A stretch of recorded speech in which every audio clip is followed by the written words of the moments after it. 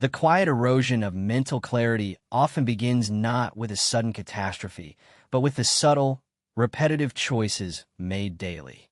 A mind capable of retaining sharpness and vitality well into the later decades of life is not merely a matter of genetic luck, but a result of conscious preservation and the removal of unnecessary burdens. The prevailing narrative suggests that cognitive decline is an inevitable consequence of aging, a shadowy fate that arrives regardless of lifestyle. Yet this perspective ignores the profound impact of what is poured into the body day after day. Modern convenience has normalized the consumption of liquids that actively work against neural health, masquerading as harmless treats or necessary fuel while systematically dismantling the architecture of memory. By identifying and eliminating these 5 specific liquid adversaries, the individual opens a pathway to renewed mental vigor and stability. This journey, viewed through the disciplined lens of Heng, offers a roadmap not of adding new complexities, but of stripping away the hindrances that cloud the natural luminosity of the mind. The deceptive sweetness of liquid sugar, the human brain, demands a steady and reliable source of energy to function at its peak, yet the modern diet often floods this delicate system with an overwhelming torrent of refined sugar. When a person consumes a sugar-sweetened beverage, the immediate sensation is one of pleasure and a rapid surge of energy, a fleeting high that disguises the metabolic chaos ensuing beneath the surface. This influx forces the pancreas to release massive amounts of insulin to manage the glucose spike, a process that, when repeated chronologically over years, can lead to insulin resistance. The brain is particularly sensitive to this state, as insulin receptors in the hippocampus, the region critical for learning and memory, begin to malfunction. The result is a state of neuroinflammation where the brain cells struggle to access the fuel they need, leading to a sensation often described as brain fog or cognitive lethargy. The clarity that one seeks is drowned in a viscous cycle of spikes and crashes, leaving the mind turbid and sluggish, unable to retain the sharp edges of recent experiences or complex thoughts. Consider the daily routine of someone who reaches for a sweetened soda or a processed fruit juice in the mid-afternoon to combat a natural dip in energy. The initial few sips provide a comforting sweetness and a perceived awakening, seemingly lifting the weight of fatigue. However, within an hour, the biological price is paid as blood sugar levels plummet below the baseline, triggering a release of stress hormones like cortisol and adrenaline to compensate. This physiological roller coaster creates a state of internal emergency that diverts resources away from higher-order cognitive functions, such as memory consolidation and emotional regulation.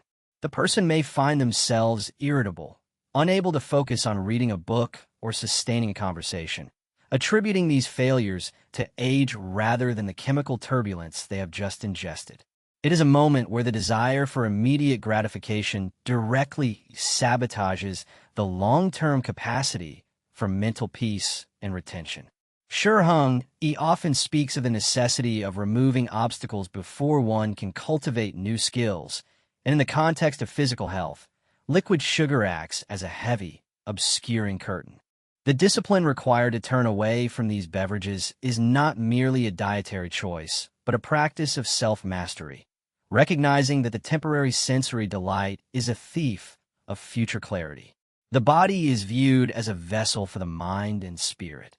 When a vessel is polluted with substances that induce inflammation and instability, the mind cannot settle into the stillness required for deep reflection or robust memory.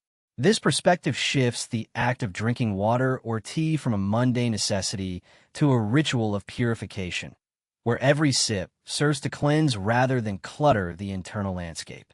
The removal of sugar is the first step in quieting the biological noise that distracts the consciousness from its true potential. It is important to acknowledge the counterargument that sugar is a natural source of energy and that the brain runs on glucose, which leads some to believe that sugary drinks are efficient fuel.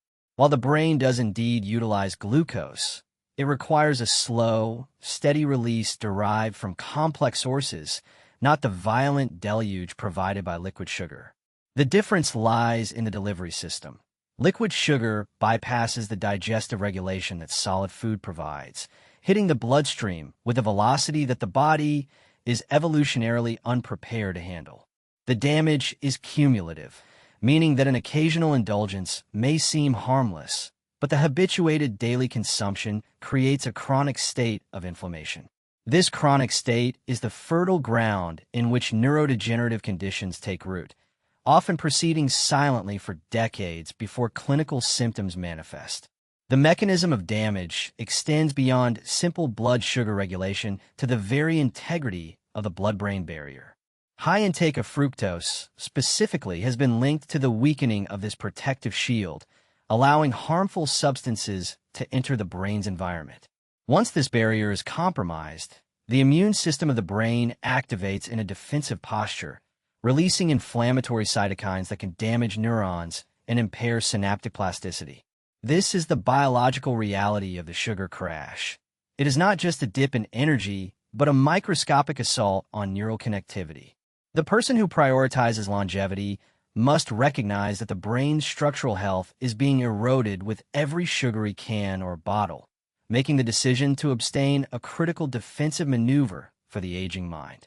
The social conditioning surrounding these drinks is powerful, linking them to happiness, refreshment, and vitality in every advertisement and gathering. Breaking free from this conditioning requires a shift in identity, where the individual no longer sees themselves as a consumer of convenience, but as a guardian of their own cognitive heritage. It involves observing the craving without acting upon it, a fundamental tenet of mental discipline that strengthens the will as much as it protects the body. As the sugar is withdrawn, the palate begins to reset, and the natural sweetness of whole foods becomes perceptible again, mirroring the way a quiet mind can detect subtleties that a chaotic mind misses. The restoration of insulin sensitivity allows the brain to fuel itself efficiently once more, lifting the fog and revealing the memory's natural capacity for sharpness.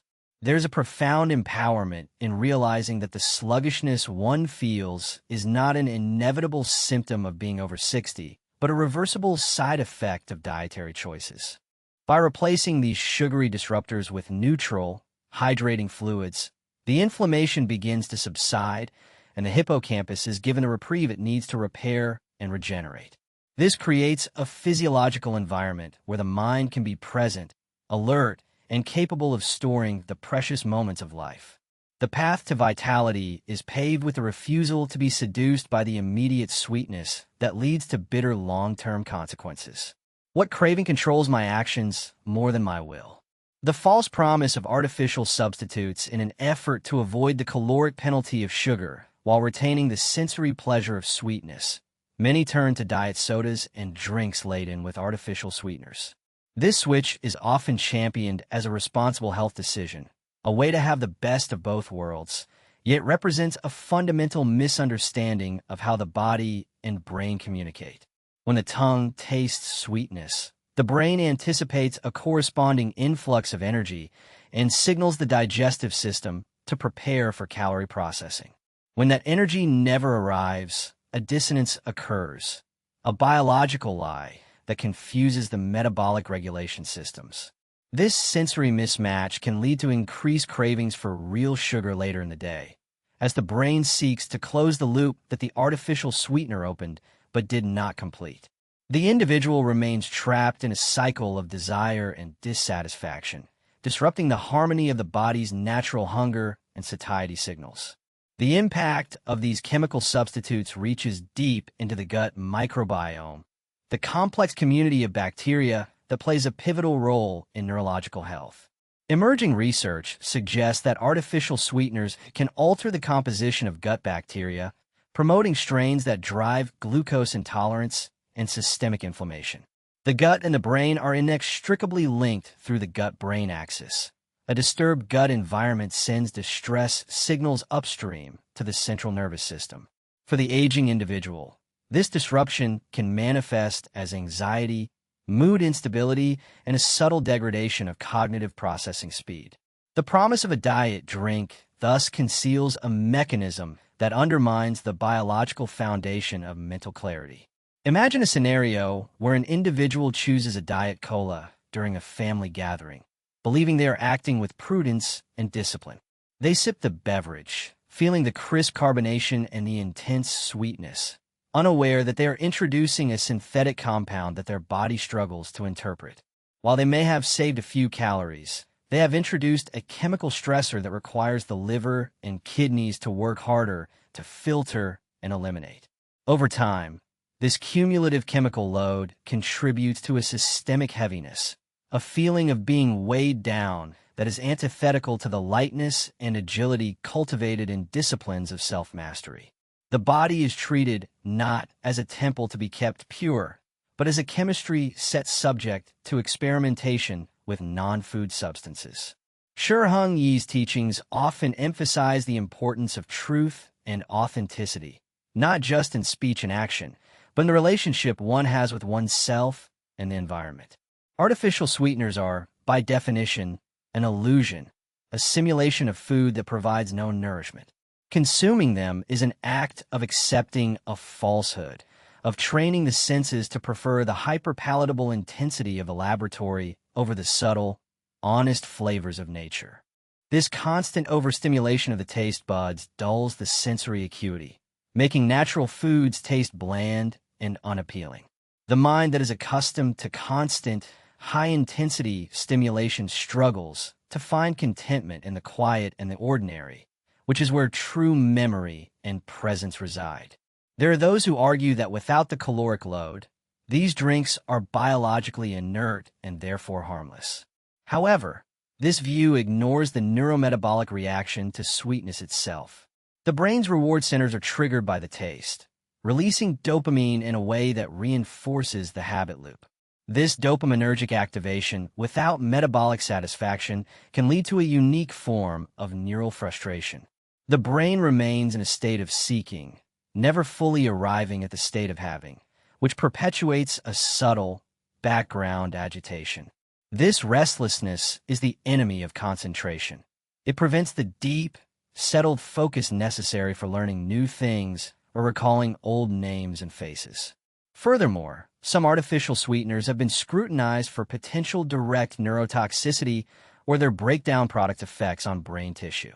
While regulatory bodies deem them safe in limited quantities, the safe threshold does not necessarily equate to optimal for a brain seeking to defy aging. The cumulative effect of daily consumption over decades is a variable that clinical trials rarely capture.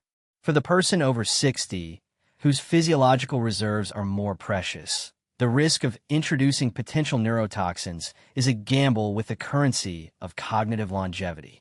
The prudent path is one of caution and simplicity, removing the synthetic variables that cloud the biological equation. The transition away from these drinks often reveals how much they were used as a crutch to cope with boredom or stress.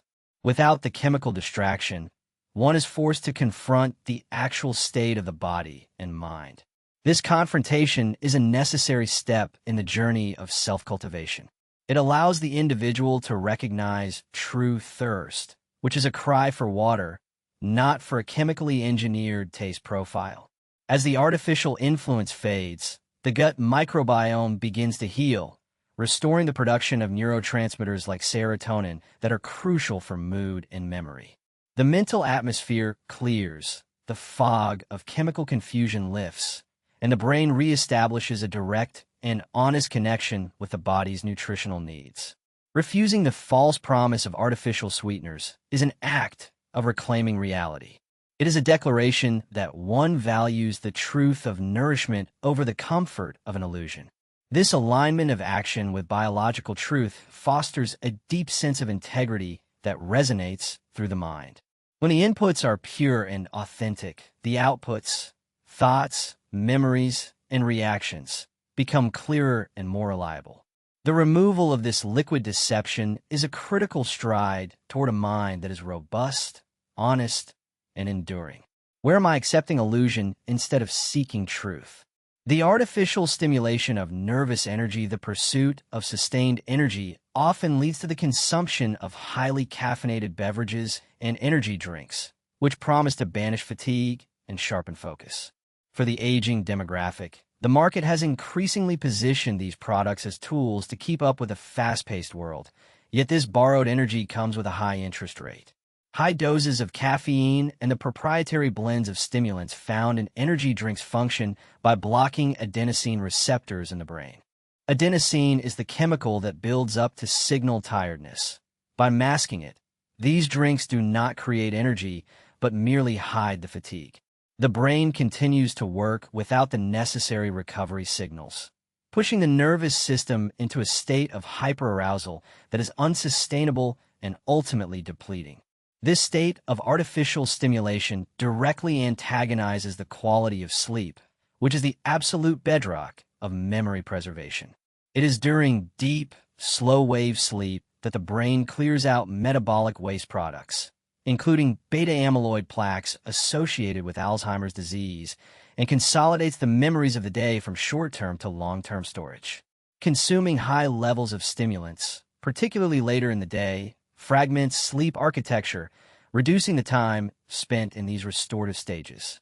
The individual may wake up feeling unrefreshed, prompting them to consume more caffeine to function, locking them into a cycle of dependence and exhaustion. The memory begins to falter not because the capacity is gone, but because the maintenance crew is never given the time to work. A common scenario involves the morning ritual that extends into the afternoon. The extra cups of strong coffee or the energy shot taken to power through a slump. While the person feels a temporary surge of alertness, their hands may tremble slightly, and their thoughts may race rather than flow. This physical jitteriness is a manifestation of raised cortisol levels, the body's primary stress hormone. Chronic elevation of cortisol is known to be toxic to the hippocampus, physically shrinking the brain structure responsible for memory. The attempt to force the mind into alertness through chemical coercion actually degrades the hardware required to sustain that alertness naturally.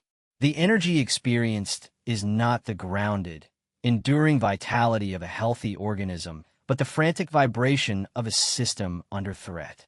From the perspective of Shaolin arts and Heng Yi's philosophy, true energy, or qi, is cultivated from within through breath, movement, and rest, not injected from without. Reliance on external stimulants is seen as a leakage of vital force. It creates a disconnect between the mind's ambition and the body's actual resources. When one overrides the body's signal for rest with a stimulant, they are borrowing from their future reserves. The discipline here lies in listening to the fatigue and responding with appropriate rest or gentle movement rather than suppression. A mind that is constantly whipped into activity eventually loses its elasticity, becoming brittle and prone to breaking under stress. It is true that moderate caffeine consumption has been linked to some neuroprotective benefits in observational studies. However, the distinction lies in the dosage and the delivery method. The concentrated, synthetic caffeine and additional stimulants like taurine and guarana found in modern energy drinks present a pharmacological profile vastly different from a cup of green tea. The sheer volume of stimulants overwhelms the aging cardiovascular and nervous systems, causing vasoconstriction that can reduce blood flow to the brain precisely when it needs oxygen most. The crash that follows the spike is a period of reduced cerebral blood flow, leaving the mind dull and depressed. Furthermore, the psychological reliance on these drinks fosters a lack of confidence in one's own natural stamina. The narrative becomes, "I cannot function without this boost," which is a self-limiting belief that diminishes personal power. Breaking this dependency can be physically uncomfortable, involving headaches and lethargy, but this withdrawal is the body's way of recalibrating its natural sensitivity. As the artificial noise of the stimulant subsides, the person can rediscover their natural circadian rhythm. They learn to harness the energy peaks of the morning and respect the winding down of the evening, reintegrating into the natural flow of time that supports healthy aging. The clarity that returns after detoxing from excessive stimulants is profound. It is a calm, steady alertness that does not waver with the half-life of a chemical. The anxiety that often hums in the background dissipates, allowing for a more profound emotional stability. Memory improves because the brain is allowed to rest deeply and fully. The individual discovers that their natural energy, when husbanded correctly and not squandered or masked, is sufficient for a life of engagement and purpose. The removal of this artificial crutch forces a more honest and sustainable relationship with one's own vitality. Why do I fear the quiet that comes without stimulation? The fog of dampening spirits and final integration, the final and perhaps most culturally ingrained adversary to memory, is the habitual consumption of alcohol. Often used as a means to unwind or socialize, alcohol acts as a potent central nervous system depressant that systematically dismantles the processes of memory formation.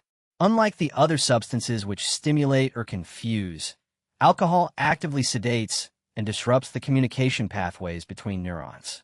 For the brain over 60, which has less water content and a slower metabolism than a younger brain, the impact of alcohol is amplified. It compromises the hippocampus's ability to turn new experiences into long-term memories, leading to blackouts or fragmentary recall even at moderate levels of consumption. Over time, chronic intake is linked to a reduction in brain volume, a literal shrinking of the organ of consciousness. The ritual of the evening drink is a scenario played out in millions of homes.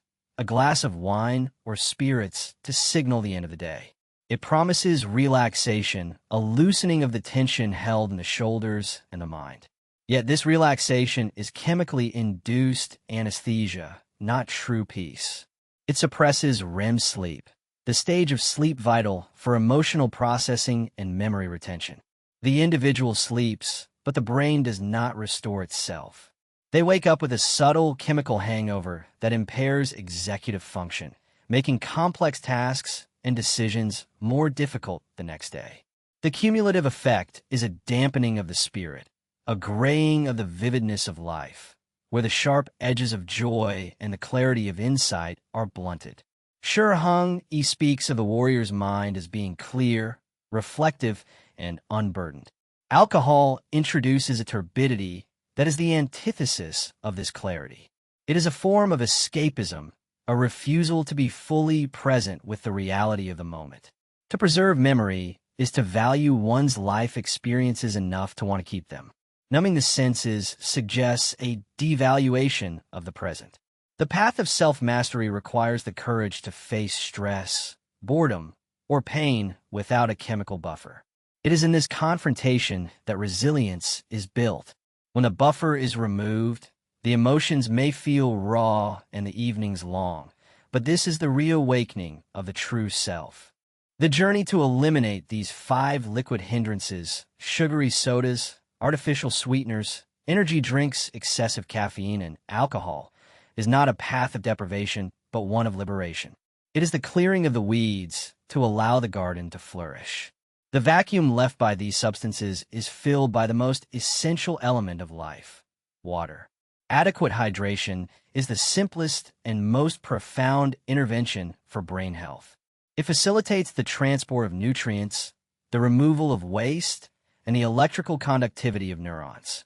Alongside water, the consumption of high-quality tea, revered in Shaolin tradition, offers a gentle, sustained alertness rich in antioxidants without the chaotic crash of modern stimulants. This transition transforms the daily act of drinking into a practice of mindfulness. Every time the individual chooses water or tea over a harmful alternative, they are reaffirming their commitment to their own well-being. They are choosing a future where they can remember the names of their grandchildren, the plot of a favorite book, and the wisdom they have engaged a lifetime to acquire. The fog lifts, revealing a landscape of mind that is capable, agile, and serene. The fear of decline is replaced by the proactive joy of stewardship. Ultimately, the preservation of memory is the preservation of the self. By refusing to pour poison into the vessel, the individual honors the life they have lived and the days yet to come. The mind, no longer under siege from inflammation, overstimulation, and sedation, returns to its natural state of balance. This is the promise of aging with energy, that the later years can be a time of deepening wisdom rather than fading capacity. The power to protect this clarity lies in the simple, quiet decisions made in the privacy of one's own kitchen, one glass at a time. What clarity awaits if I choose to purify my vessel?